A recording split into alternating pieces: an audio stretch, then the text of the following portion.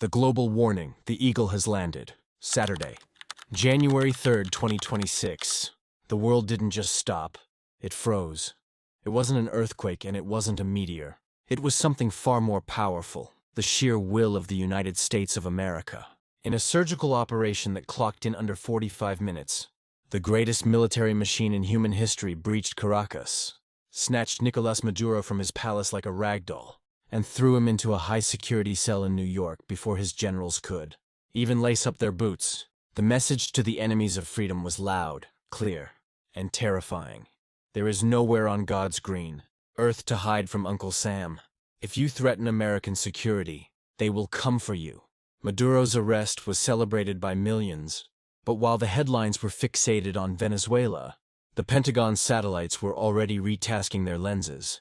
Operation Freedom wasn't over. It was just warming up, and the crosshairs had just shifted south. Target: Gustavo Petro, president of Colombia, an ex-guerrilla who made the mistake of biting the hand that fed him. For decades, the U.S. shielded Colombia, poured in billions of dollars, trained their armies, and pulled the country back from the brink of collapse. And how did Petro repay that debt? By turning America's most loyal ally into a safe harbor for narcos and ideologies that despise the West. But the White House is done playing nice. The bear has woken up, and when the President of the United States says an invasion sounds like a good idea, that's not a threat. That's a weather forecast. A storm is coming.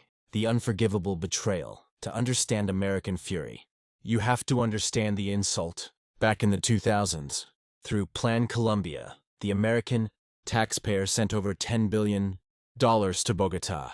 It was American cash, American tech, and CIA intel that stopped Colombia from becoming a failed state. Washington treated Colombia like a brother. And what did they get in return in 2026? A government playing footsie with cartels. Gustavo Petro, with his M19 guerrilla past, decided to trash 30 years of alliance to cozy up to the anti-American axis. Mr. President, our intel reports are confirmed. Cocaine production in Colombia has hit historic highs under Petro's watch. This powder is killing our kids in Ohio, in Florida, in Texas. This isn't foreign policy anymore, sir. This is a chemical attack on the American population. Donald Trump doesn't see ungrateful allies. He sees liabilities that need to be liquidated. The narrative has flipped. Petro's Colombia isn't seen as a partner democracy anymore. It's a narco-state, using its sovereignty as a shield to poison America. The tension escalated fast. First, diplomatic sanctions. Petro laughed. Then funding cuts. Petro shrugged and went begging to China. That was the fatal error. Nobody replaces America. Nobody ignores the power of the dollar and the M1 Abrams. Petro's arrogance blinded him to a simple truth. The U.S. doesn't need to invade to destroy you. They control the sky, the sea, and the banking system. Colombia is surrounded, but its leader keeps poking the bear, thinking his rhetoric about soberania is going to stop a Tomahawk missile. The ultimatum sounds good to me. The moment that changed history happened at 30,000 feet. Monday, January 5th, 2026, a reporter asks Trump if Colombia is the next target for a Venezuela-style military op. The answer wasn't diplomatic. It wasn't vague. It was brutally honest. They're flooding our streets with drugs. The guy down there, Petro, he's a sick man. He thinks he can play games with us. If we have to go down there and handle it, sounds good to me. Those 4 words, sounds good to me, sent shockwaves around the globe. That wasn't just a soundbite. It was a death sentence. In that split second, diplomacy died. The Pentagon got the green light to prep the military option. Petro's response was pathetic against the scale of the threat. He took to Twitter, threatening to take up arms. Him, one man, against the most sophisticated war machine the universe has ever seen. It's like an ant threatening a steamroller. What Petro doesn't get is that modern U.S. warfare isn't about trenches in the jungle. It's MQ-9 Reapers flying silently at 50,000 feet, controlled by pilots in Nevada who can read the time on his wristwatch. It's cyber warfare that can kill Bogotá's power grid with a single keystroke. The switch has been flipped. The U.S. stopped treating Colombia as a country and started treating it as a target. The war machine. While Petro gives speeches to crowds, U.S. Southern Command is moving pieces on the board. This isn't just brute force. It's logistical supremacy. In less than 24 hours, the U.S. Fourth Fleet parked destroyers off the Caribbean and Pacific coasts. Colombia is navally locked down.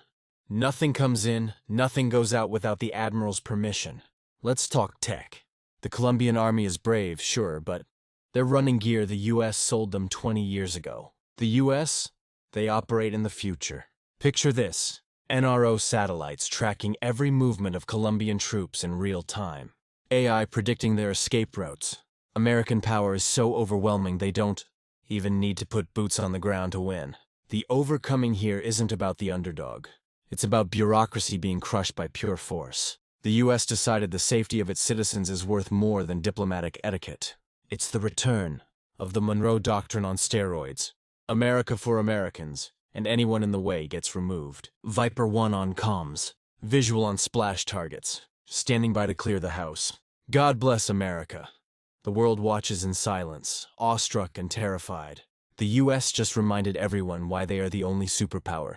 It's not arrogance if you can guarantee the result. The hour of truth. We are in the now. The final 24 hours. The ultimatum has been delivered. Trump demanded the total surrender of trafficking routes and the resignation of the military command loyal to Petro, or Operation Just Cause 2 kicks off. The tension is palpable. Petro mobilized tanks to the Venezuelan border and Panama.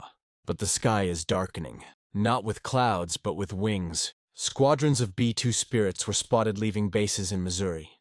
They don't show up on radar. When you hear them, it's already too late. The final showdown isn't physical, it's psychological. Petro is in a bunker, shouting orders that might not be followed.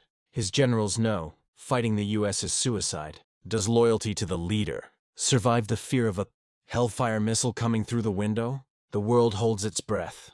The U.S. has its finger on the trigger. The show of force at the border is massive. Abrams tanks lined up, ready to roll. It's the highest concentration of firepower in Latin America since the missile crisis. And unlike Russia or China, the U.S. doesn't bluff. We brought peace to Europe.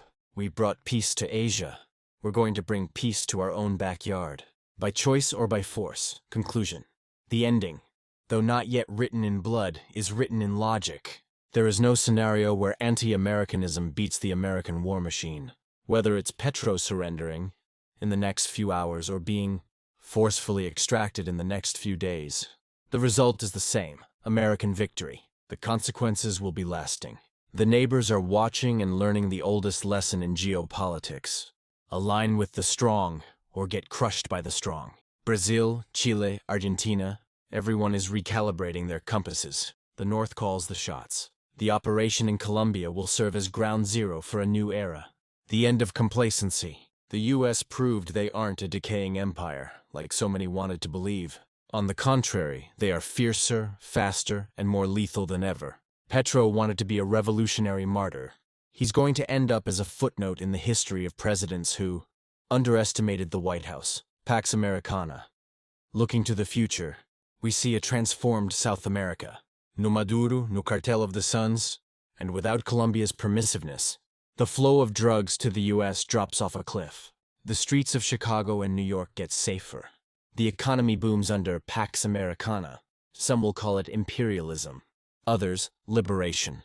But history is written by the victors. And in 2026, the pen is firmly in the hands of the United States of America. They said the American dream was dead. They were wrong. The dream is alive, and it's bulletproof.